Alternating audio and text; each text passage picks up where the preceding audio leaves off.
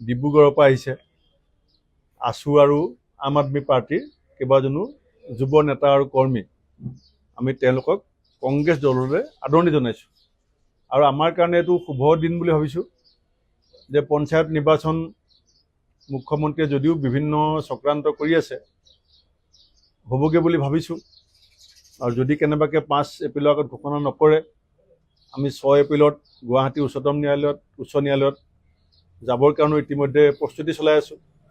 গতিকে পঞ্চায়ত নিৰ্বাচনৰ প্ৰাক মুহূৰ্তত ৰাভা হাছং ইলেকশ্যন চলি থাকোঁতে অসমৰ উদীয়মান যুৱকসকল কংগ্ৰেছ দললৈ অহাটো আমাৰ সকলোৰে কাৰণে, দলৰ নেতা কৰ্মী ৰাইজৰ কাৰণে সৌভাগ্য আৰু এটা ভাল বাৰ্তা এই ধৰণৰ যোগদানে ৰাজ্যবাসীৰ মনত দিব বুলি পেলাই মই আশা কৰিছোঁ।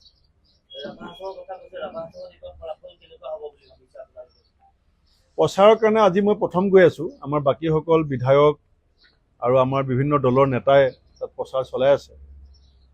আৰু মই আগৰ পৰাই কৈছোঁ যে ধনবল বাহুবল জোৰ জবস্তি আৰু বিভিন্ন অনিয়ম যদি নকৰে ৰাভা হাছঙৰ বৰ্তমান যিসকল শাসনত আছে তেওঁলোকৰ প্ৰতি মানুহৰ যথেষ্ট ক্ষোভ আছে। আৰু আমাৰ ইতিমধ্যে 2জন পাৰ্টিক জবৰদস্তি কৰি বিভিন্ন ভয় ভাবুকি প্ৰলোভনেৰে বহাই দিয়া হৈছে। বাকীসকল পাৰ্টিৰ ওপৰতো বহুত মানসিক এটা অত্যাচাৰ চলি আছে। গতিকে মই এতিয়া কৈ নিদিওঁ, গৈ পেলাই পাছত আপোনালোকক ক'ম।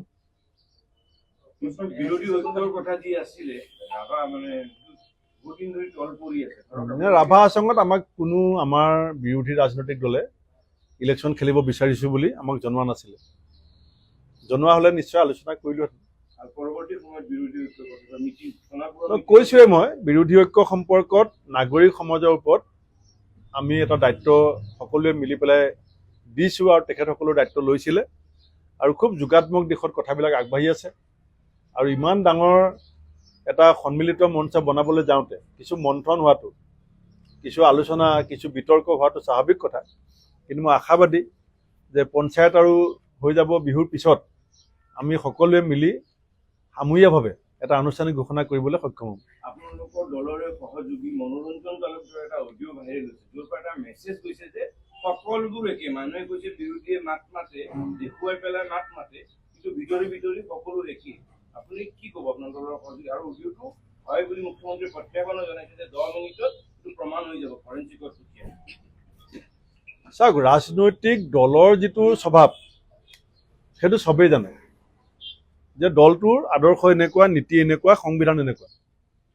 দলটোত থকা ব্যক্তিবিলাকৰ যদি স্বভাৱ ভাল হৈ থাকে সেইটো ৰাইজে গম পাব, বেয়া হ'লেও ৰাইজে গম পাব। দল আৰু ব্যক্তি একাকাৰ কৰিব নালাগে। কংগ্ৰেছ দল এটা বহুত পুৰণা দল, মই নতুন নেতা। যদি মই দলৰ আদৰ্শ নীতিমতে নচলোঁ, ৰাইজে যদি সেই কথা দেখি থাকে যে মানুহজন দল নীতি আদৰ্শৰ লগত একান্তভাৱে সমৰ্পিত নহয়, তেতিয়া ৰাইজে আৰু দলে মোক অকলশৰীয়া কৰিব। গতিকে এইটোত আপুনি এনেকৈ নক'ব যে চব একে। দলৰ চবৰ স্পষ্ট এটা নীতি আৰু আধাৰ আছে। তাত ব্যক্তি বিশেষে অহা যোৱাও চলি আছে। এতিয়া বহুত ব্যক্তিটো চব দলতে গৈ লিডাৰ হৈ যায়। নৈতিকতাৰ প্ৰশ্ন এটা আহিছে যে CPIMৰ MLA এজনে যদি হেভি মাল বিচাৰে বিজেপিক সমালোচনা কৰি কি লাভ আছে? তেনেকুৱা ধৰণৰ এটা মেছেজ গৈছে। এইটো সন্দৰ্ভত আপোনালোকৰ নৈতিকতাটোতো এছেম্বলিত আমি দেখা পাইছোঁ বিজেপি কেনেকৈ মানে হাড় গৰুৰ নিচিনাকৈ ইফালে সিফালে চোচা লৈ ফুৰিছে। আমাৰতো ভাগ্য ভাল যে আমি মানে এইবিলাকৰ পৰা মুক্ত হ'লোঁ। এতিয়া মোৰ দিলীপ শইকীয়ালৈ বেয়া লাগিছে, এইবিলাকত আৰু কিমান দিন লাগি থাকিব লাগিব। মুখ্যমন্ত্ৰীৰ বাবে প্ৰত্যাহ্বান হৈ পৰিছে নেকি দিলীপ শইকীয়া? কাৰণ কি যে বিজেপি আৰু সংঘৰ আদৰ্শৰ লগত গভৰ্ণৰ লগত মুখ্যমন্ত্ৰীৰ আদৰ্শৰ এক সংঘাত হ'ব নেকি বৰ্তমান? কাৰণ কি মুখ্যমন্ত্ৰীৰ পৰ্যায়ত যিকেইজন মানুহ আছে তেওঁলোকৰ যি আদৰ্শ আৰু বৰ্তমান পুৰণি বিজেপিক লৈ দিলীপ শইকীয়া যি ধৰণৰ আগবাঢ়ি গৈ আছে, কি বুলি ভাবে? সভানো সোণোৱালৰ পাছত এতিয়া দিলীপ শইকীয়া প্ৰত্যাহ্বান নেকি? এইটো আপোনালোকে মোৰ পৰা এনেই শুনিব বিচাৰিছে। আপোনালোকে চব জানেও, চব বুজিও পায়। এজনে কয় হিৰণ গোহাঁই ক'ৰ পৰা টপকিলে, আৰু সভাপতিয়ে কি বুলি কয় যে হিৰণ গোহাঁই ছাৰ আমাৰ নমস্য। এজনে কয় ক্ৰছ কাৰেণ্ট বেয়া, আৰু আমাৰ দিলীপ শইকীয়াই কয় কি যে ক্ৰছ কাৰেণ্ট আমাৰ গণতন্ত্ৰৰ কাৰণে ভাল। এতিয়া দাদা ব্ৰিগেডৰ মানুহক চৌকছ কৰি দিলে, নুমল মমিনতো সাহস নহ'ল।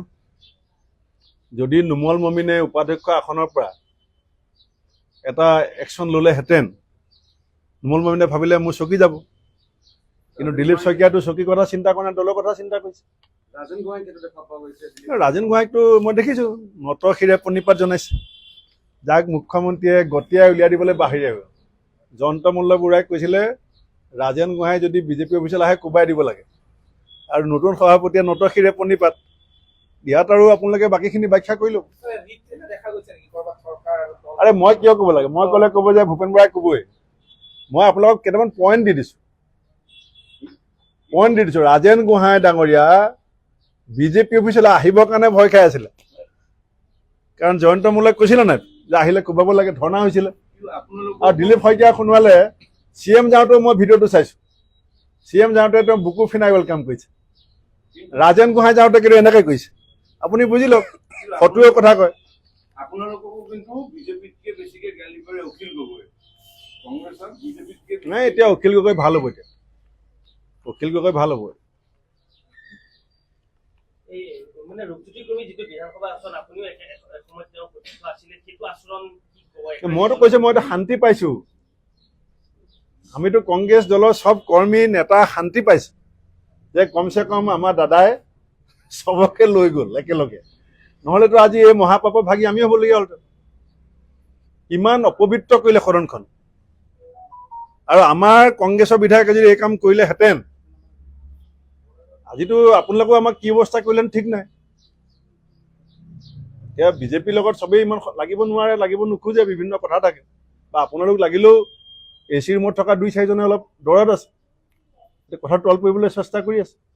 চিণ্ডিকেটৰ পিছত হৰেণ মহন্তৰ চিণ্ডিকেটৰ প্ৰসংগ বিধানসভাত উত্থাপন হোৱাৰ পাছতো চৰকাৰীভাৱে কোনো ধৰণৰ এই বিষয়ত চাওক, মই এষাৰ কথা কওঁ, এইটো আপোনালোকে মানি চলিব, দৰ্শন এইটো যে প্ৰত্যেক সন্যাসীৰে অতীত আছে আৰু প্ৰত্যেক পাপীৰে ভৱিষ্যত আছে,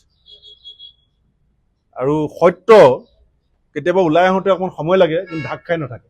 এই পাপীজন কোন? চব ওলাব। মই যদি কিবা বেয়া কাম কৰিছোঁ, এইটো ঢাকি ৰাখিব নোৱাৰে, এটা সময়লৈকে ঢাকি ৰাখিব পাৰিব, এইটো ওলাই যাব। পাপীজন কোন শেষ কৰিছে? সাধাৰণ 1 নম্বৰটো জানে, আটাইতকৈ মষ্ট কাৰাপ্ট মানুহজন কোন অসমৰ, আপোনালোকক এটা কাহিনী কওঁ, এইটো কাহিনী নহয়, সত্য কথা।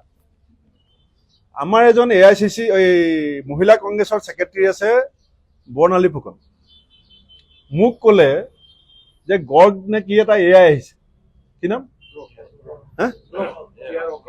গ্ৰক, মোক ক'লে যে ছাৰ গ্ৰকটো আপুনি এপ্লাই কৰিব, তাত যি প্ৰশ্ন সোধে তাকে পাব। মোৰ গাড়ীত গৈ আছে, পৰহি কথা। এতিয়া মই ক'লো তুমি তাত সোধা গ্ৰকত যে অসমৰ আটাইতকৈ কাৰাপশ্যন মানুহজন কোন, মই এতিয়া স্ক্ৰীনশ্বট দি দিম। গ্ৰকে কৈছে এয়াই যে হিমন্ত বিশ্ব শৰ্মাক অসমত সকলোৱে আটাইতকৈ বেছি কাৰাপশ্যন বুলি, দুৰ্নীতিগ্ৰস্ত বুলি ভাবে, আৰু 5টামান উদাহৰণ দিছে, লুইচ বাৰ্জাৰ, ছাৰ গ্ৰক, এয়াই আহি গ'ল। এতিয়া আমি কি ক'ব লাগে? এতিয়া হৰেণ মহন্তৰ নামো আহিব ইয়াত। এতিয়া যদি আপুনি গ্ৰকক সুধি চাওক যে কয়লা চিণ্ডিকেটৰ পইচা জাগিৰোডৰ মন্ত্ৰী হ'লে কাৰ থৈ দি যায়, আপুনি মাৰক এতিয়া মোৰ সন্মুখত গ্ৰকত, আহি যাব হৰেণ মহন্তৰ থৈ দি।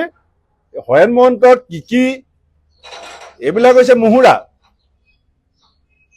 এইবিলাক হৈছে মুহুৰা। আপুনি যেনেকৈ কেৰাচিন তেল আনিবৰ কাৰণে গিলান লাগে, এইবিলাক কেৰাচিন তেল মিঠাতেল অনা সেই গিলানটো, বুজি পাইছে নে? এইবিলাক এতিয়া চব ওলাব, চিন্তা নকৰিব।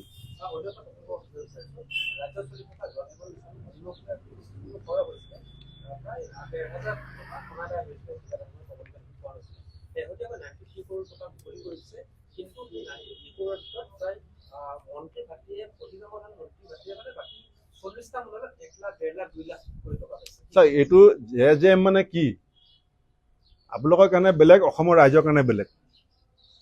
মই ক'লে বহুতে বেয়া পায়, মই আগতে কৈ থোৱা আছে, উলিয়াই ল'ব JJM মানে কি। আপোনাৰ এতিয়া আজি আপুনি কৈ দিলে যে পইচা বিলটো কালৈ বেছিকৈ যায়, সেইটো মই আগতে কওঁতে বহুতে মোক ধৰিলে যে আপুনি JJMৰ নামটো কিয় বদলাইছে। মই বদলোৱা নাই, ৰাইজে বদলাইছে, ঠিকাদাৰে বদলাইছে। এতিয়া আপুনি কৈ আছে যে JJM মানে আটাইতকৈ সিংহভাগটো মন্ত্ৰী ঘৰলৈ যাব।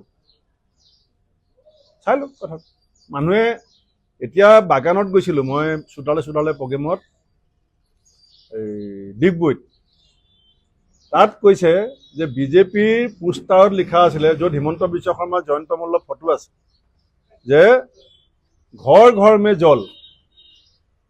এতিয়া ৰাইজে কৈছে আমি বেনাৰবিলাকত লিখিম ঘৰ ঘৰ মে নল তাত নাই জল।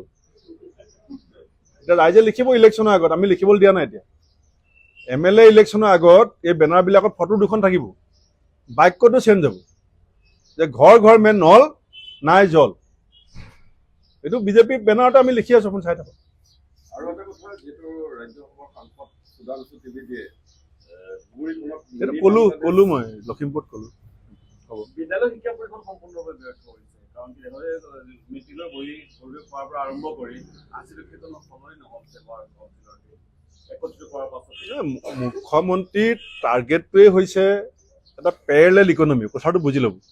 এই কথাবিলাক মই ক'লে আপোনালোকে এইটো কভাৰেজ দিব নোৱাৰে, কিন্তু কথাটোতো বুজি ল'ব পাৰে। হিমন্ত বিশ্ব শৰ্মাৰ এতিয়া ৰাজনৈতিক মূল লক্ষ্যটো হৈছে সমান্তৰাল এটা অৰ্থনৈতিক ব্যৱস্থা, মানে অসম চৰকাৰৰ যিমান টকা তেওঁৰো সিমান টকা হ'ব লাগিব। এতিয়া চৰকাৰী শিক্ষানুষ্ঠান যদি চলি থাকে তেওঁলোকৰ প্ৰাইভেট স্কুলবিলাক কেনেকৈ চলিব? মানুহে যাতে ল'ৰা ছোৱালী চৰকাৰী শিক্ষানুষ্ঠান চলাবলৈ যাবলৈ পঠাবলৈ ভয় খায়, এটা ব্যাপক কিবা এটা কৰিব লাগিব, অভ্যুত্থান। এতিয়া পুখুৰীত যদি মানে এতিয়া যিটো হ'ল ফিচাৰীত মাছ খাবলৈ এটা ধোঁৱা সাপ নামিলে, আৰু ধোঁৱা সাপ নমা দেখি পেলাই ৰুনুজ পেগুৱা আৰু হিমন্ত বিশ্ব শৰ্মাই তাতে বি দি দিলে। সেইটো হোৱা নাই জানো? মানে ধোঁৱা সাপ মাৰিবলৈ ফিচাৰীত বি দি দিলে, চব ল'ৰা ছোৱালী চব পৰীক্ষা। এইটো মূল লক্ষ্যটো কি যে তেওঁলোকৰ যিবিলাক ব্যক্তিগত শিক্ষানুষ্ঠান ডাইৰেক্ট ইনভেষ্টমেণ্ট ইনডাইৰেক্ট ইনভেষ্টমেণ্ট আছে সেইবিলাকত ল'ৰা ছোৱালী বাঢ়িব। মানে ষড়যন্ত্ৰটো চাই ল'ব। হ'ব।